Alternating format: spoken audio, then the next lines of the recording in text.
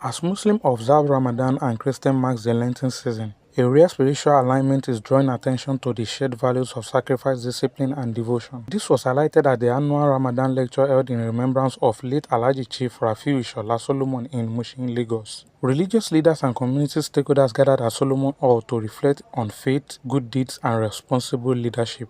Well, this is not the first time. You see, God just, in terms of months, the Lent goes in lunar months, and Ramadan goes in Islamic calendar.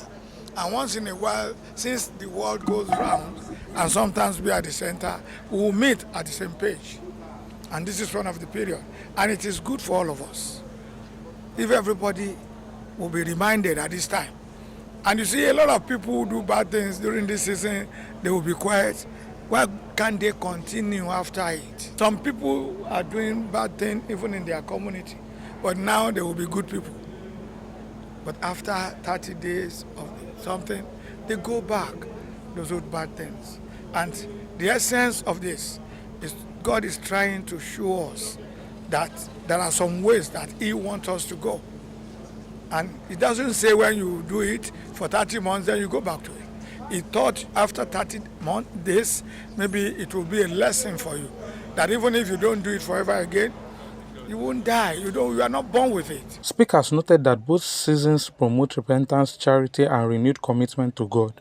They urged Nigerians to emulate the legacy of late Alhaji Chief Rafiu Ishola Solomon, described as a man who devoted himself to good deeds throughout Ramadan without relent.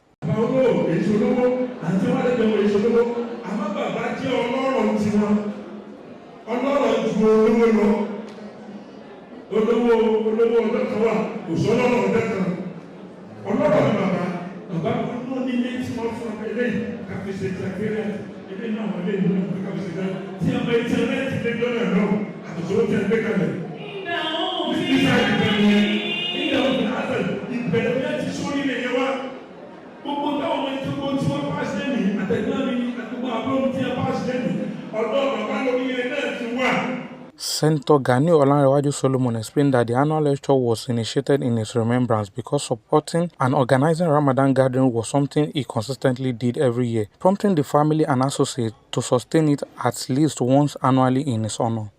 This is what he did normally whenever Ramadan came, and he did it without let or lose every day. And we believe the only way we can remember him is to make sure that at least we hold it once. Yes, we believe the last time he was doing it was quite different from now. Some 38 years ago, we decided that we should do it just once. During his time, it was held every day, and he was a devout Muslim. And nothing comes before Muslim.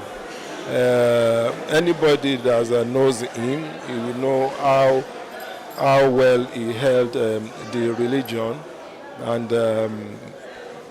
thinking about what I want to remember him for is his attitude towards whatever Islam says. He was a very good leader, a very, very good leader.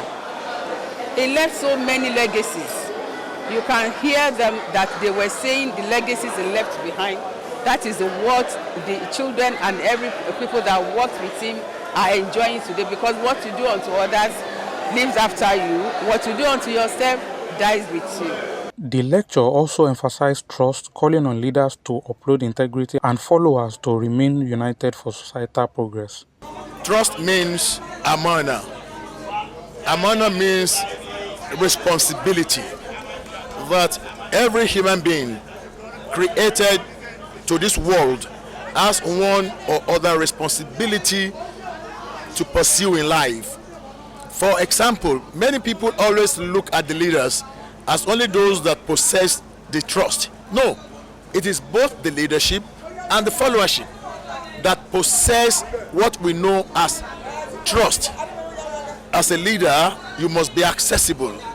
As a leader, you must show some level of responsibility towards the people that voted you or that elected you.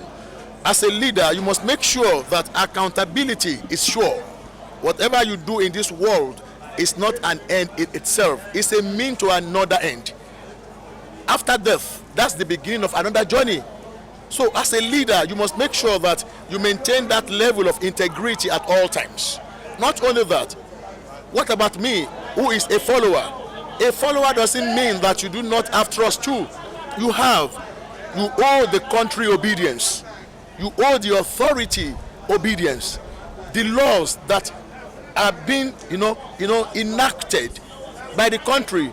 That you see, a lot of us who are followers have a lot to do.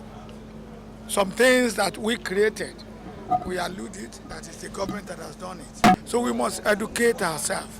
We don't blame government for everything. Let us do our own. We have our own responsibility as citizens. Let us be responsible citizens. Then we can criticize the government. If you are being elected or by an appointment, you are not there because of yourself or because of your family. What you are there for, you should be able to do it. Because a lot of people don't believe in politicians. And when God ordained you to be in that position, you have to lay a good legacy. We are talking of R.I. Solomon today. The man is no more since 1988, and they are still talking good about him. That's a good legacy for him, for his children. Today they are celebrating him. They are celebrating him because of what he has done. On the followers too, we have a lot of things to do. As you said, as the Ustad says, it is very, very important before you disseminate any information, make sure you verify their information. Because when the leaders normally have issue, it comes from the followers.